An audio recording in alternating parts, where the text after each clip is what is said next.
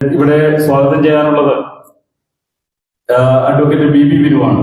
ഫിൽക്കോസിന്റെ കുടുംബാംഗമാണ്, legal അഡ്വൈസറാണ്, അതിലുപരി CPIയുടെ ജില്ലാ സെക്രട്ടറിയാണ്. നമ്മുടെ പരിപാടികളിൽ ഏത് പരിപാടികൾ വിളിച്ചാലും സമയമുള്ളതുപോലെ ഇല്ലെങ്കിൽ സമയം കണ്ടെത്തി നമ്മളോടൊപ്പം സഹകരിച്ച് മുന്നോട്ട് പോകുന്ന ഏറ്റവും പ്രിയപ്പെട്ട നമ്മുടെ സാംസ്കാരിക ഈ തലസ്ഥാനം എന്നറിയപ്പെടുന്ന കോട്ടയത്തിന്റെ എല്ലാ കാര്യങ്ങളിലും പങ്കെടുക്കുന്ന അഡ്വക്കേറ്റ് ബി ബിനുവിനെ സ്നേഹപൂർവ്വം ഈ വേദിയിലേക്ക് സ്വാഗതം ചെയ്യുന്നു. ഈ ഹ്രസ്വമായ ഒരു കൂട്ടായ്മയിൽ കോട്ടയത്ത് വന്നതിന് ശേഷം ഇതിലാണ് ഞാൻ ആദ്യമായി പങ്കെടുത്തത്.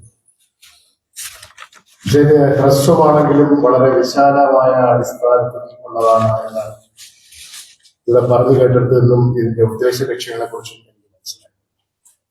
ഇവിടെ ഇതിന്റെ സ്വാഗതം ആശംസിച്ച ഫിൽക്കോസിന്റെ സെക്രട്ടറി ശ്രീ PK ആനന്ദകുട്ടൻ അവർ, പ്രിയപ്പെട്ട ഫാദർ ഡയറക്ടർ ദർശന എമിൽ പുളിക്കോട്ടൽ അവറുകൾ, ബാക്കി ഞാൻ ഒരു പേര് പറയുന്നില്ല, എല്ലാവരും എനിക്ക് ആദരണീയരാണ്. ഇരിക്കുന്ന മുഴുവൻ ആൾക്കാരും ഇതൊരു വലിയ ദർശനത്തിന്റെ ഭാഗമായിട്ടാണ് ഇതിലൂടെ നടക്കുന്നത് എന്ന് എനിക്ക് മനസ്സിലാവും. ഇന്നലെ ഞാൻ നോക്കിയപ്പോഴത്തേക്ക് ദർശന കലാ സാംസ്കാരിക കേന്ദ്രം, ആത്മ, കളിയരങ്ങ്, നാദോപാസന എന്നിവ മാത്രമാണിപ്പം പ്രൈമറി ആയിട്ട് നമ്മൾ ഇതിനകത്ത് നിൽക്കുന്നത്.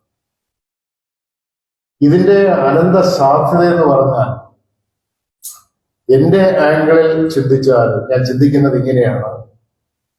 അതായത് നേരത്തെ ഫാദർ സൂചിപ്പിച്ച പോലെ കേരളത്തിൽ ആദ്യമായിട്ടായിരിക്കും കോട്ടയം ജില്ലയിൽ ഇങ്ങനെ ഒരു സാംസ്കാരിക കൂട്ടായ്മയും അത് വഴി നമ്മുടെ സാംസ്കാരിക പ്രവർത്തനങ്ങളെയും പ്രോഗ്രാമുകളെയും പ്രോത്സാഹിപ്പിക്കുന്നത്.